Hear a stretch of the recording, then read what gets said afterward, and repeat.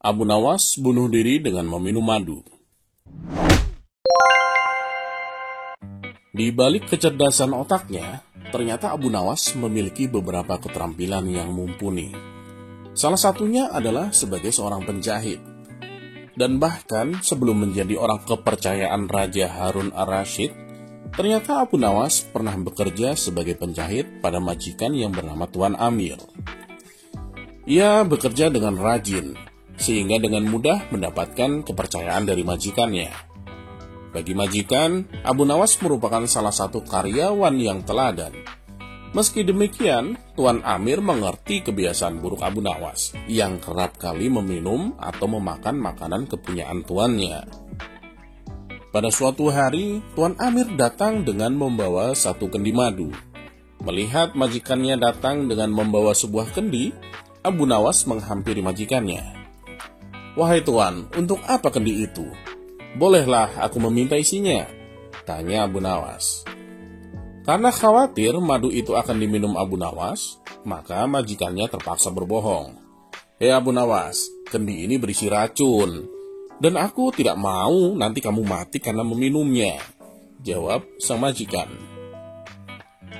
Abu Nawas yang memang mengerti benar bahwa kendi yang dibawa majikannya itu khusus untuk madu, ia tidak dapat berbuat banyak. Tak lama setelah itu, sang majikan pun pergi keluar. Pada saat itu, Abu Nawas memutar otak untuk bisa meminum madu itu tanpa menyinggung perasaan majikannya. Karenanya, Abu Nawas menjual sepotong pakaian. Hasil penjualannya itu kemudian ia gunakan untuk membeli roti. Setibanya di tempat kerja, roti itu dimakan dengan menggunakan madu milik sang majikan. Hingga tak terasa, madu itu pun habis diminum Abu Nawas. Madu itu terasa sangat nikmat, sehingga membuat Abu Nawas merasa sangat kekenyangan. Abu Nawas kemudian kembali melanjutkan pekerjaannya tanpa menunjukkan gelagat yang mencurigakan. Namun, tak lama kemudian, majikannya datang dengan membawa sepotong roti. Alangkah terkejutnya Tuan Amir ini ketika mendapati tutup kendinya terbuka dan madu di dalam kendi itu sudah habis tak tersisa. Tak hanya itu, Tuan Amir juga mendapatkan sepotong pakaiannya telah hilang. "Ini pasti ulah Abu Nawas," gumamnya dalam hati. Tuan Amir pun langsung menghampiri Abu Nawas yang lagi sibuk bekerja menjahit pakaian. "Hei Abu Nawas, apa sebenarnya yang telah terjadi? Mengapa isi kendi ini habis dan sepotong pakaian telah hilang?" tanya Tuan Amir.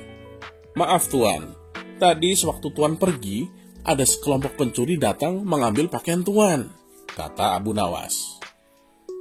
"Lantas, apa yang kamu lakukan terhadap pencuri itu?" tanya Tuan Amir lagi.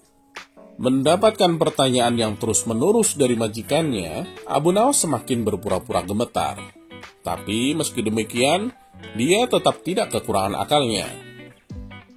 "Saya ketakutan Tuan dan tidak bisa berbuat apa-apa," kata Abu Nawas.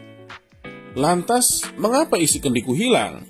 Apakah juga diminum oleh pencuri itu?" tanya Tuan Amir. "Oh tidak Tuan," jawab Abu Nawas dengan polosnya.